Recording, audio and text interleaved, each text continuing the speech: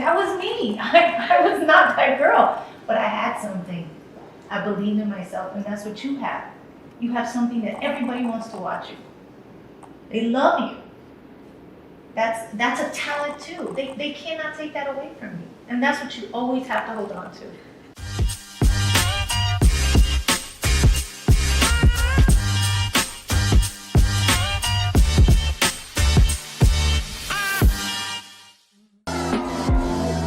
This year that's happening, my 50th year, which is crazy.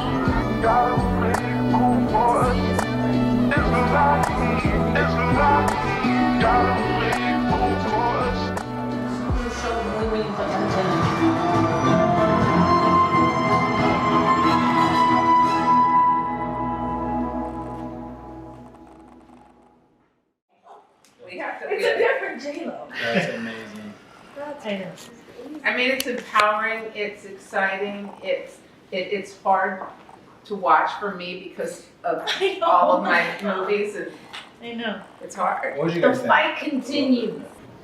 Charli's obviously popular now, but how impactful you've been through, like from 2 months before Charli started to blow up, we were at your birthday concert and we were in Dolan's suite, you were in one suite, we were in the other, and my family's from the Bronx, and and Charli's been a fan of yours, and just to see how, and then we've struck up a friendship, and to see how we've been watching you from afar, and now we're sitting here with my daughter who's been such a huge fan of yours, and it just is real, like that whole thing just spoke to us in so many different ways. And you know, Charli, you're so Go ahead, genuine. Charli. Say what you want to say. She wants to say. No, that weekend, I was at a dance camp where I met the person that really made me who I am as a dancer, and there's been a lot of times that I've wanted to quit because I'm not the best, I'm not the most flexible, I don't have the best technique, and I understand that.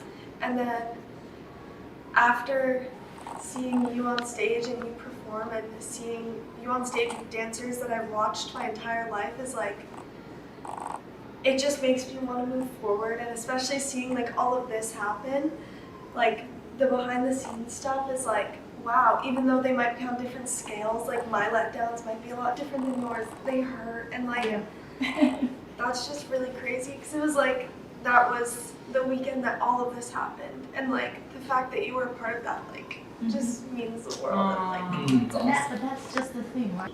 That was me. I was not that girl, but I had something. I believed in myself, and that's what you have. You have something that everybody wants to watch you. They love you. That's a talent too. They cannot take that away from you, and that's what you always have to hold on to. It's the truth. It's the truth. That's why you're so popular. They recognize And how genuine you are. finally later on they're going, oh, you are talented, right? They were saying, oh, mesmerizing, this, all this stuff. And you realize that stuff doesn't mean anything. What means is what brings you joy, what you do, and that you keep doing it, and you keep touching millions of people, and you do it and making them happy, and making them want to sing and dance with you. They used to have tabloids, right? And I was on the cover every week for 2 years, and they were just lambasting me to the point where I was like, I think I'm gonna quit the business. I'm not gonna make music anymore. Nobody thinks I can sing. Nobody thinks I'm a good dancer. Nobody thinks I'm a good performer. Why am I doing? And the truth was, it's none of it really matters. Only matters how you feel. In my career, that I think a lot of people that start having success early on, they got into it and they were successful because it was so enjoyable, right? And they have such a passion, and that's why the passion, you make people feel great, our kids love you, right? But what I found is I got so serious and I became so robotic and I took everything so personally that it really hurt me. And then I became like a robot, and I was just I wasn't myself anymore. And then I ran into a really tough time and I got suspended.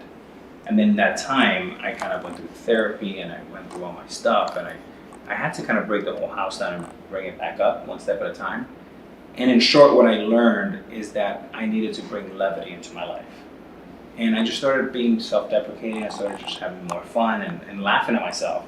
And it took so much pressure off me. And therefore I hit 33 home runs, and I came back and I just reconnected to that little boy when I was 15.